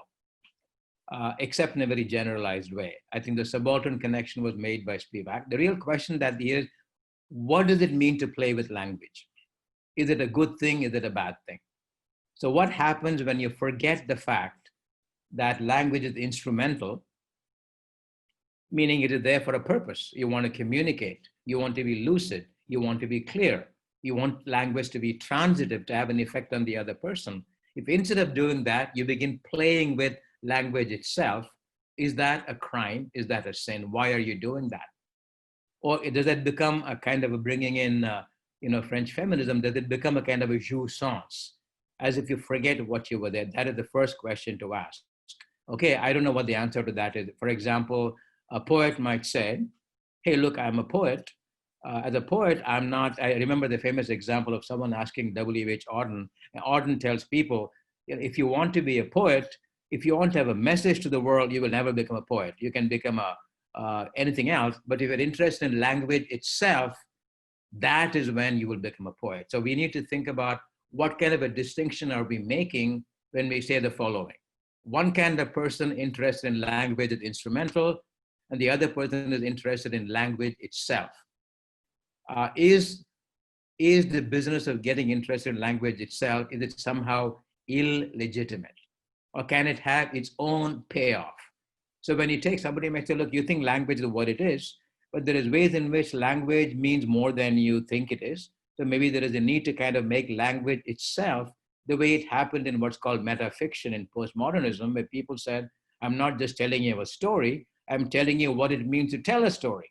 So in that sense, I would say that getting interested in language for its own sake doesn't necessarily have to be retrogressive or a mere fantasy or merely an attempt to kind of be difficult. It could become that. But on the other hand, it could have the opposite effect of making you simultaneously use language in a very spontaneous way, and at the same time be aware of your spontaneity itself. And that way, it's a different kind of thinking. But the other question that I would like to raise is, people, if you're a writer, is it possible to have a revolution in language itself? So for example, there is a whole theory of, écriture féminine, jouissance, the writing of Kristeva, Monique Wittig, Eileen Sixel, Catherine Clement. So these people wrote in a manner, they're saying, yeah, or even Virginia Woolf, or in a different way, for example, Ambai C.S. Lakshmi in Tamil, who are saying we are doing a revolution, but we are doing a revolution in language itself. Not that language is not connected to politics, to economics, to bread, to poverty, to homelessness, what you might call the base of life. So when language changes, so when Virginia Woolf starts writing, Stream of Consciousness, she's saying, I do not want to write in that other style. I find that kind of realism poor, infinitely banal and superficial. So in the act of writing, so one way to look at that is there can be a revolution within language itself, by changing the grammar, the subject, the object, the nature of narrative, what is a plot, what is a meta plot, what is consciousness. So in the act of writing, you really are suggesting a different relationship between literature and the world beyond. It cannot be autonomous by itself, but on the other hand, and somebody might say it's even deeper, because the language that we use, we take it for granted, as if the language you speak is absolutely free of ambiguity and we know what we mean. But the moment you begin studying language for what it is, you come to this understanding that in the act of using language, not only is the human being using language, but language is using the human being. And that is an awareness which we conveniently get rid of in the name of effectivity, in the name of instrumentality. So I think the two can be brought together, that there can be so writing style changes. The question always was asked after a revolution, how should you write? If there's something called independent Indian literature, if there's something called a feminist literature, if there's something called a proletarian literature. If it is that, how will it show itself? Will it show itself only in terms of the content, the plot, the resolution, the denouement, or will there be change in the language itself? Point of view, syntax, length of sentences. So I would say it can partake of both, if that makes any sense. And the question of elitism is always, it's always, so I think in that sense, all of education is elitism. So for example, if you want to pick up It's really a question of why is it, if you say it's expertise, I would say expertise in the name of all. And some people might say, hey, this is something I want. Some people say, I read a book and that's all I want to do. Beyond that, if you're doing literature, it's up to you. You take it in greater, I'm listening to music. If you're a musicologist, you might prefer to study music. So that really, so long as the mode of education is intended democratically and the special kind of the argot or the jargon isn't supposed to mystify or terrorize people, or result in these peculiar situations that only experts can talk about certain things. Now that is completely unacceptable. But the whole idea of acquiring knowledge at different levels of calibration, depending on what you want to do with it, in itself, I don't think results in elitism, but I could be wrong. Okay, thank you, sir. Shall we Yeah. move on to the next question? Sure, Yeah. sure. Okay, this question is from Afi Sebastian. Okay. How do you reconcile philosophy with anthropocentrism? Would it be wrong to say philosophy is the rationalization of emotions associated with lived-in realities? If artificial intelligence ever came up with a supreme logical being, would its reasoning be philosophical? Oh, wow. Okay. This is, let's see, a lot of questions. Thank you. Thank each and every one of you for your deep and carefully constructed. The question of, again, when we said philosophy, we are talking, the first question you ask is, what kind of philosophy? For my purposes here, only because I'm a professor of English and comparative literature, and here I am, up to a point, we're talking only about Western philosophy, which is only a small part of, the world's thinking. There have been so many systems of philosophy that have been much more accepting of or friendly or completely co-implicated with the lives of, of animals and nature. And so first of all, we need to think of it in terms of that. Do we mean philosophy in general? Or does philosophy itself have different valences, different meanings, depending on which tradition you're talking about? That's the first way to look at it. How does philosophy make a distinction between animate and inanimate, sensible and non-sensible, human and the non-human, human and the pre-human, human and deities, human and gods, human and spirits? So one way to look at that is that here again, the problem kind of doubles back on itself. This could be just a broad question for thinking for everybody. You can ask any person in the street, hey, do you think do you believe in spirits? Do you believe in ghosts? What do you think, is a river a person? Or you could say, well, my God, once you begin asking that question, you feel like plugging that into a particular system of thinking. What would Jainism say about that? What would the Buddha say about that? What would Confucius say about that? What would Socrates? But there is the problem of, on the one hand, broad, human commonsensical thinking at the level of belief, at the level of myth, and then constructing a philosophy where you say, if you were in this tradition, what would the tradition say? The question of anthropocentrism, well, if you are in the kind of people I was talking about, clearly, how do you transcend humanism? For example, somebody might say, but maybe by just, so what makes a human, can you ever get beyond the humanist trap? Because after all, you're a human being, but what does it mean to call yourself a human being? Is it a mark of privilege? Does the dog say I'm a dog? Does the plant say I'm a plant? So what is so special about you? So one way to look at that would be, okay, we have to use what you might call on-tick categories, because a dog is a dog, a cat is a cat. Just because a dog is a dog and a cat is a cat and a plant is a plant and a human being is a human being doesn't make them unique, or doesn't make them singular, doesn't make them in any way exceptionalist. In calling ourselves who we are part of a continuum, we are part of a relationality, and it's only within that relationality we get our meaning. But in that meaning stream, which is going in different directions, there are different ways of marking. That's all that there is, okay? In which case, maybe you start listening to other voices. But if you're stuck within a philosophical tradition, like with Derrida, or like a Heidegger said, only we have language, then you say, how do we get beyond the anthropocentric? Is there some way to kind of lose our human markings? Or is the only way to relentlessly keep being critical of, because there is no beyond? So there, I think there'd be a difference between different kinds of thinkers, depending on what you make of language and what you make of the borders between the human and the non-human. And saints have done it differently, depending on whether you believe in human doubleness or not. So my answer to that would be one question. I mean, the way I would look at it is, what does Radha think as a person, living in the world, with animals, how do I react? The moment I get into a turf called, philosophy of my kind of thinking, in my way of specialized thinking, am I giving the lie to what I feel outside? Right? I mean, that would be one way to think about it. Whereas in reality, when I'm with for example, it's my son who introduced me the love of animals. Okay, and then, he has a dog, he's a great dog, and I love nothing more than, playing with the dog and staring into the dog's eyes, and maybe I'm communicating, maybe something is happening, so in that world. But when I begin talking about it in a poem or in philosophy, does my voice change?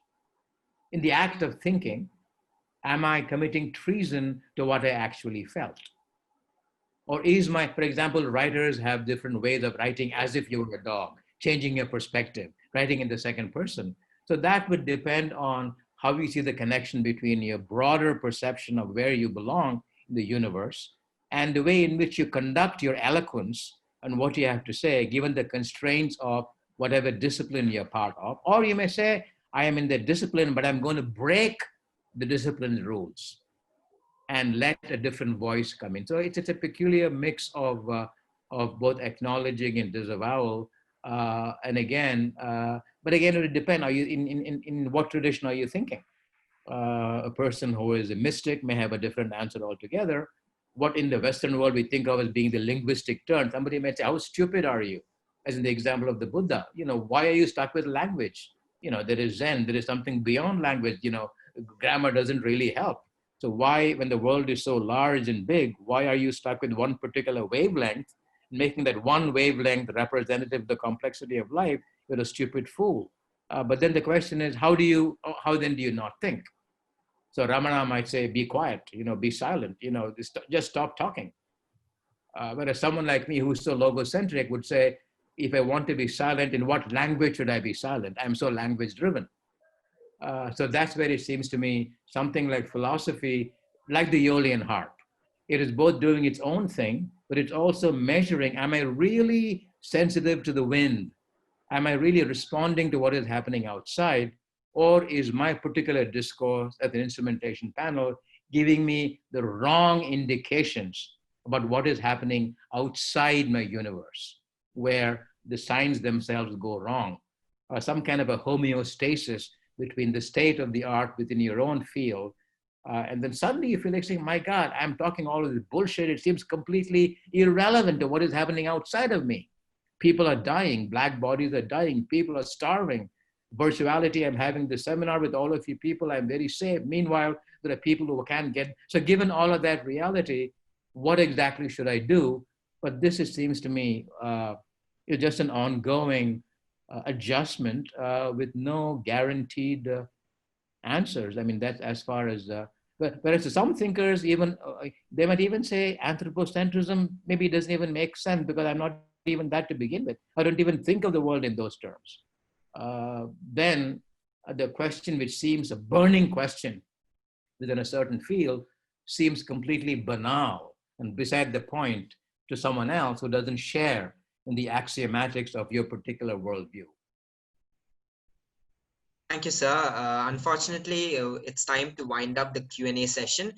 There's lots of wonderful questions, and I ensure that we'll try our best to make sure the questions reach the speaker.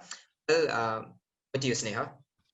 Yeah, so I just wanted to say, I mean, I was looking at as many questions as I could. One of the questions said, the talk seemed to have strayed away from what it was supposed to say, and I would have loved to have answered that question, but again, I thank you all very much. So is the session over? I need to thank a lot of people. So tell me what's happening right now. Are we closing down?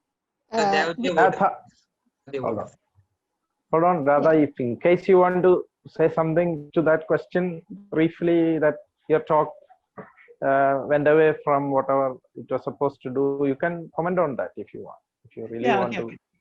Yeah, I mean, I suppose in some sense, I don't know, I would love to know why, the reason why that person, felt that. So I think the job of my talk, the way I saw that, and especially because, later on there are other people, talking about specific schools of thought, etc., to give a broad sense of what philosophy does and the connection between philosophy and theory.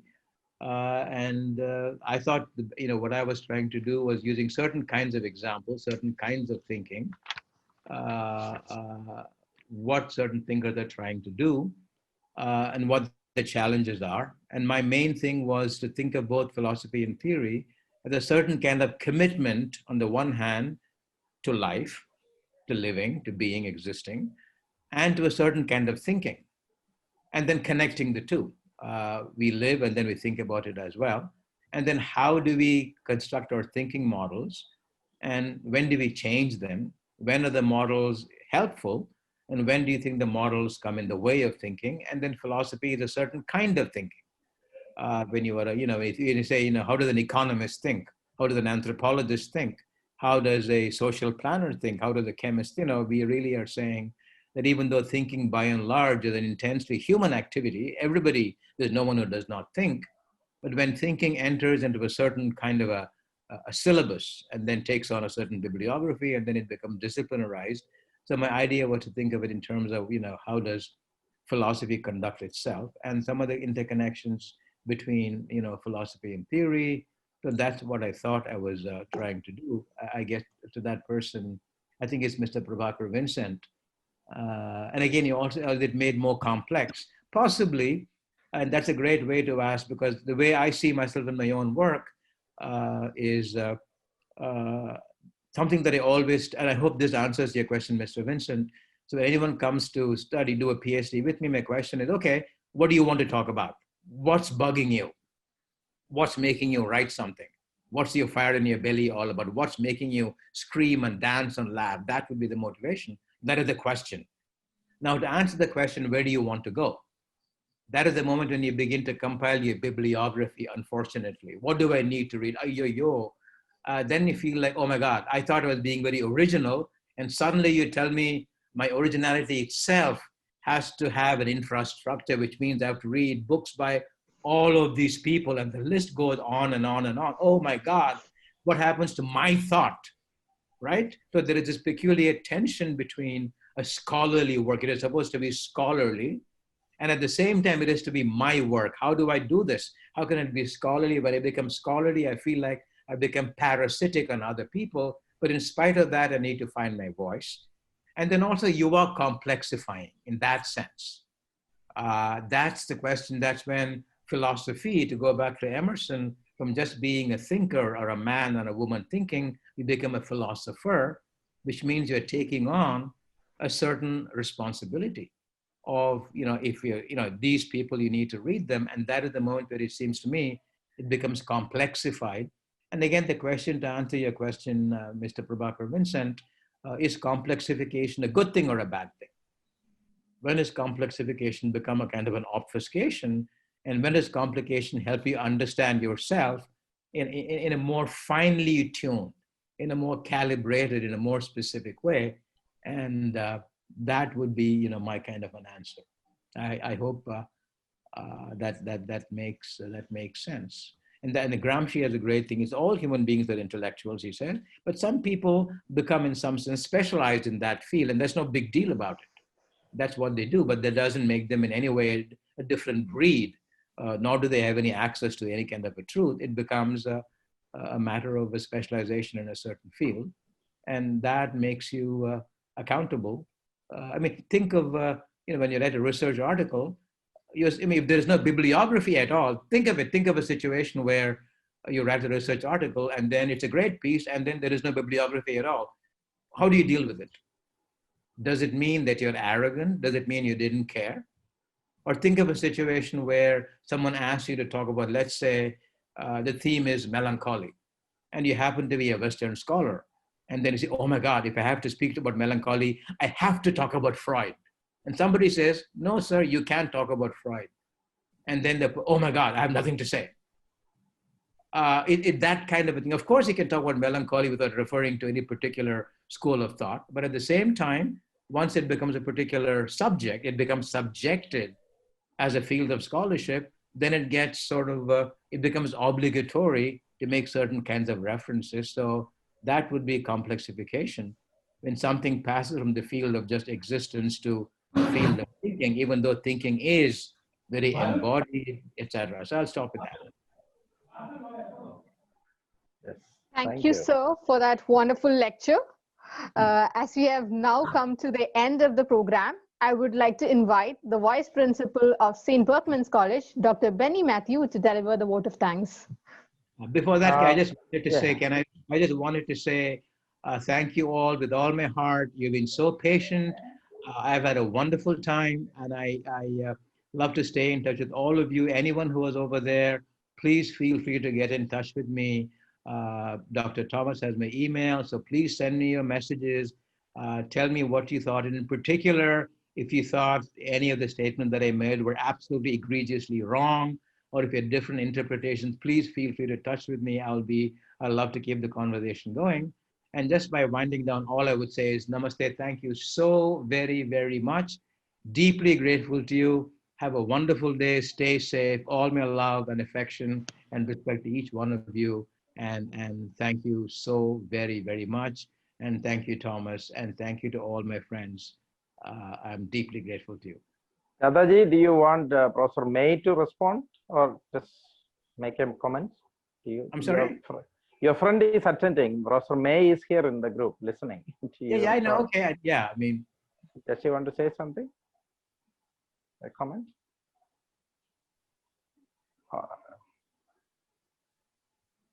All right.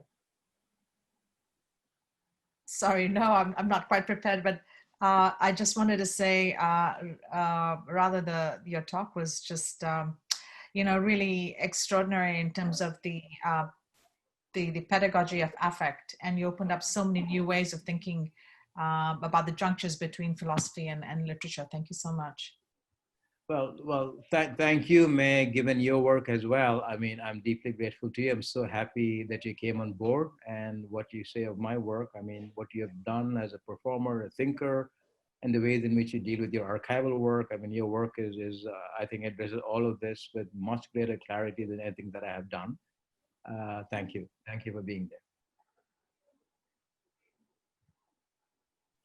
Thank you, Dan. I hope I'm audible. Yes. So you are. Honorable Chancellor's Professor Radhakrishnan sir, and all participants. As we come to the close of the inaugural session of the Introduction to Philosophy, it is obligatory from our side to say a few words of gratitude. At the outset, dear sir, let me thank you very much for your enriching, enlightening, and inspiring lecture. I'm reminded of the words of Socrates when I listened to your talk. I cannot teach anybody anything. I can only make them think. So for the last 2 hours, to quote your own words in the beginning, we were traveling together along the avenues of philosophy and theory. Dear sir, on behalf of the college management and the Department of English, I place on record our deep sense of gratitude for your inspiring talk. I remember that you had promised us to come here for the Shepherd Memorial Lecture, but because of some unforeseen reasons, it couldn't be realized. And yesterday in our informal meeting, you promised us that you would surely visit our campus. So we are all eagerly looking forward to the day when you will be with us on the campus. So thank you very much, sir, for your condescension. And we are all really moved by your scholarship, your dynamism, your simplicity, and warmth of relationship. So thank you once again for leading us through this journey of philosophy and theory. Thank you very much, sir. Our manager, Very Reverend Father Thomas Padiath, was with us, himself being a scholar and a speaker on the next day. I thank you very much, our manager, for his graceful presence and all the support and all the cooperation he is extending to the Department of English, particularly, and to the college in general. Our principal always supports all our ventures, all the new ideas with which the department comes forward. So thank you very much, sir, for your words and for your presence here. There are a lot of people to be thanked, but I know that it is already getting late. I thank Professor P.J. Thomas, who has made the Department of English a hub of theory in this part of the country. So thank you, Thomas, sir, for that. I thank the coordinator, Dr. Raju Sebastian, and all the team, English SB, who is behind him. And also I have to mention one or two persons who are in the participant side. There is Dr. Joseph Doreira, sir, the Dean of Gandhigram Rural University, Dindigal. And he is also going to be one of the resource persons for the coming sessions. So thank you very much, sir, for your presence. And we are looking forward to your session next day. Of course, there are other names also to be mentioned. Dr. Vinod, who was one of our colleagues, who is from NIT Trichy, is present here. So thanks, sir, for your presence. Dr. Viju is here. And all the coordinators, all the teachers, all the scholars, all the lovers of literature, all the lovers of theory from all around the world, and dear students who are participating in it in this program, and lastly, the comparers of the program, Sneha and Dan. So a big thanks to all of you from the depth of our heart. So hoping to see you all in the coming sessions also. Wish you all good luck. Thank you.